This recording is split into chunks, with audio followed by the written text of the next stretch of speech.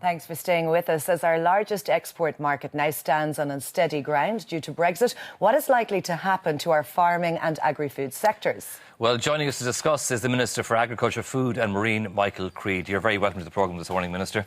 Thank you, Ian. So, what is the big plan? We know that this is coming down the line. We're uncertain as to exactly what it will ultimately mean between hard borders and whatever, but we do know that there's a big sword of Damocles hanging over our agricultural sector as a result of Brexit. Yeah, and the scale of that, just to put it in value terms, in 2015, 5.1 billion, 43% of our exports went to the UK. In 2016, interestingly enough, that had dropped slightly in value terms. And that was substantially because of not in volume terms, still the same volume of exports going to the UK, but in value terms because of the hit of sterling fluctuation since the announcement in the 24th of June last year. So we have been engaged in a very extensive series of consultations with various stakeholders, dairy, tillage, pork, poultry, beef. For example, 53% of our beef exports are to the UK. Yeah. And we have been formulating a plan. What is the outcome of that? I mean, very clearly our ask in the context of these negotiations, and this is as a consequence of engagement with stakeholders, talking to our equivalent in the UK, my equivalent in the UK, Andrea Leadsom, meeting Michelle McAlveen, the Minister in Northern Ireland, this extensive consultation. Our ask is for as close as possible to the status quo.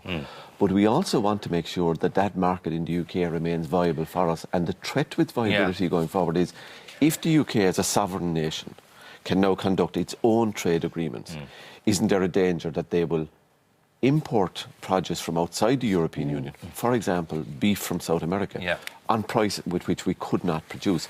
And of course, that's very much the case. But I mean, what you will have as well is the European Union made it quite clear that Brexit means Brexit, so that if they're out of, if they leave, they trigger Article 50, which they're going to do on Wednesday. Ultimately, they will not have the same rights within the single market, or a right of access to the single market as they do now. So that best case scenario described is very unlikely. The worst case scenario then is a massive loss of income for Irish farmers and the agricultural sector. Well, Theresa May outlined in her Lancaster House speech kind of the points that she wanted to achieve in the context of negotiations. Not altogether clear on all the matters, but she did say she wants to retain market access. And that's important from our point of view. We would share that. We would like to retain market access to the UK. But Europe won't want that to happen because that's Britain not being punished for leaving. Well, I think we have to move the narrative on, to be honest with you, from punishment. And the way that the sequence of events will unfold is initially we'll have negotiations around the exit. So what will be the status of citizens of the European Union in the UK and UK citizens in the European Union? What will be the future of it? OK, but bring that's the first thing. Bring it back to agriculture. And then we move on to what the new trading relationship will be and whether there will be interim arrangements. And I think as you know, the phase one begins to wind down and we have clarity around those issues of the divorce, I think the heat will go out of it, as in the imperative to, or the seeming imperative to punish.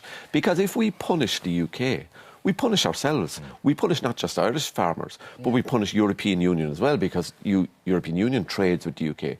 So we have to have, I think, in due course, a debate around a rational free trade agreement with the United Kingdom that works for both sides. And if it works for the European Union member states, that doesn't then in any way undermine its future.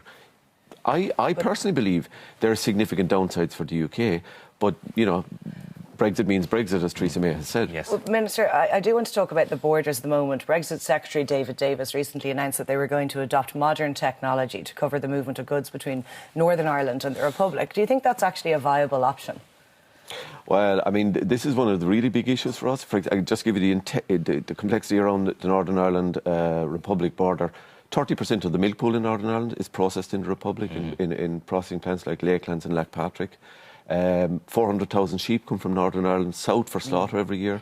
Pigs are over and back across the border every week for slaughter. None of the businesses want a hard border. So all of those issues are complicated. And what we've been looking at is looking at the practicalities and the technologies and looking at the political consequences as well of a border. It's come on a long way, though, hasn't it, from 25 years, if you consider perhaps the Norway-Swedish border. You know, and they have the technology there. The technology does has, yeah. And interestingly, I met with the Norwegian authorities because they were in Ireland some months back and discussed this matter with them.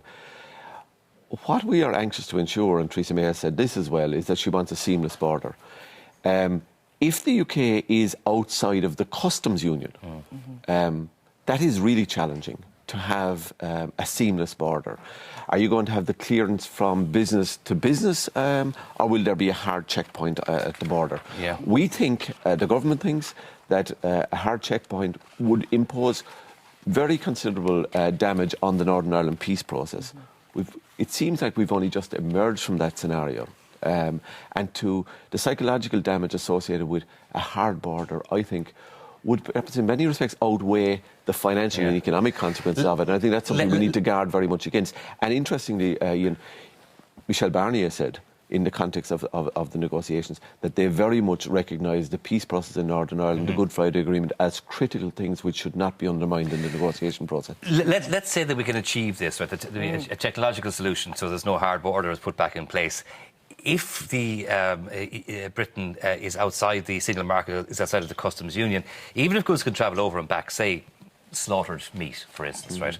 The checks that have taken place in Ireland won't be sufficient for Britain, or perhaps vice versa. So if meat is coming from Britain into Ireland, so further checks will probably have to take place, and that's going to put another barrier to trade in place. So how do we overcome those sort of obstacles, those kind of administrative, legislative, obstacles? Well, bear in mind at the moment, in terms of, say, for example, meat exports that you refer to, and there's an issue running and a controversy raging about Brazilian quality of meat and exports. We conduct presently checks on imports coming from third countries. Sure. So it is an additional administrative cost. Yeah. Because of the scale of our interaction with the United Kingdom, it would be more than most other countries. Okay. And any of those costs is a cost of business and jobs. Minister, though, in terms of, let's say, worst case scenario, and we suffer huge losses, what are you doing to promote our agri-food sector, the farming industry, globally? Because we have to look at the bigger picture now. Yeah, 40% in the UK. With hindsight, is that excessive? What's the solution to that? It's looking for new markets. So we're in 180 different countries around the world. We export 90% of what we produce. And our ambition, in fact, is, whereas we could currently feed about 25 million people, our ambition is to grow our offering very significantly and to do that in a sustainable way. So what we are doing is not turning our back on the UK market, in fact, digging in there. And Bord Bia has very targeted campaigns in there. We're also, upping our engagement in the mature European markets. So, for example, for Patrick's Week, I was in Germany doing a lot of work with Bord Bia in terms of our market exposure there, beef, dairy in particular. But also third country markets. Since last September, we've led trade missions to China, Vietnam, Singapore, Korea, North Africa, Morocco, Algeria, just back a couple of weeks ago from the Middle East, UAE and Saudi Arabia. And later this year we'll be heading to a number of other destinations. Decided in conjunction with the industry. It's not simply a case of pick a corner on the map. Yeah. Can I ask you a question about yesterday? Fianna Fáil and Jim O'Callaghan talked about their confidence and the status of it in the Garda Commissioner Noreen O'Sullivan. All of a sudden that has been taken away in light of all the revelations that have come out this week about penalty points and about everything else, the Templemore College, etc. Does Fine Gael, do you still have confidence in Commissioner O'Sullivan? I do, but I should say at the outset that I think all of us were staggered by the revelations. And in some respects, I'm not entirely surprised. I mean, when you introduce, as the government has done, whistleblower legislation, for example, which facilitates and creates an environment where you can shine a light into dark corners, where you can look underneath stones where stuff was buried before, it's inevitable that things will come out. And we have that framework now where people can draw attention to malpractice in the past without being a victim themselves. Okay. And in this regard, we also have, in the context of the Gardaí, we have the new policing authority.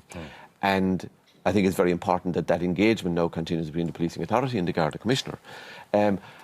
I think the Commissioner herself yesterday said, as they embark on a programme of modernisation, they will find shortcomings in their previous practices. But they are quite staggering. They are staggering. This is the point. And she is the one who has presided over them since. Well, look, I wouldn't underestimate the challenge that she faces now.